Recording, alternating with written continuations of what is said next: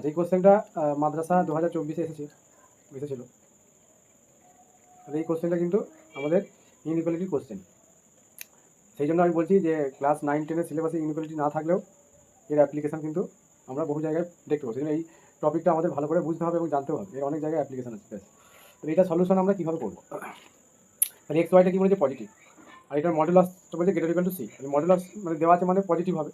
যাই হোক, এখানে আমরা লগের যে প্রপার্টি আছে সেই অনুযায়ী যদি আমরা কাজ করি, suppose let A equal to আমি ধরে নিলাম লগ ওয়াই বেস এক্স, তাহলে এই ভ্যালুটা কথা হবে। বেসটা চেঞ্জ করে দিলে কি এটাও চেঞ্জ হয়ে যাবে, তাহলে 1/a হয়ে যাবে লগ এক্স বেস ওয়াই।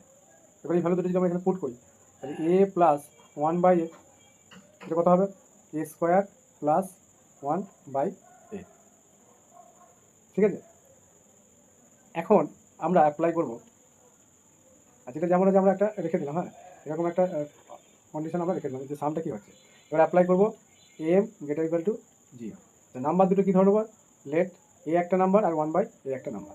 তাহলে এম জি এর প্রপার্টি, তাহলে এ প্লাস 1/a, তাহলে এগুলো কিন্তু আমাদের যেহেতু এক্স ওয়াই পজিটিভ, লগের ক্ষেত্রে সবসময় পজিটিভ। বেশ, এইবার আর লগ 0-তে 1 হতে পারে, তাহলে গ্রেটার ইকুয়াল টু 0 করে দিলাম। লগ 1-এ 0 হতে পারে, এখানে আমাদের তাহলে 2 হবে। গ্রেটার ইকুয়াল টু এদিকটা কী হবে? এ ইন্টু 1/a। ঠিক আছে, তার পাওয়ারের কথা হয়ে যাবে 2 যাবে। বেশ, তাহলে এখান থেকে আমরা কী পাবো? এটা ক্যান্সেল হয়ে যাচ্ছে। তাহলে this implies A plus 1/a greater equal two 2 1 1 square greater equal two 2 হয়ে গেল। এবার আমরা যদি বোথ সাইডে মড লাগাই,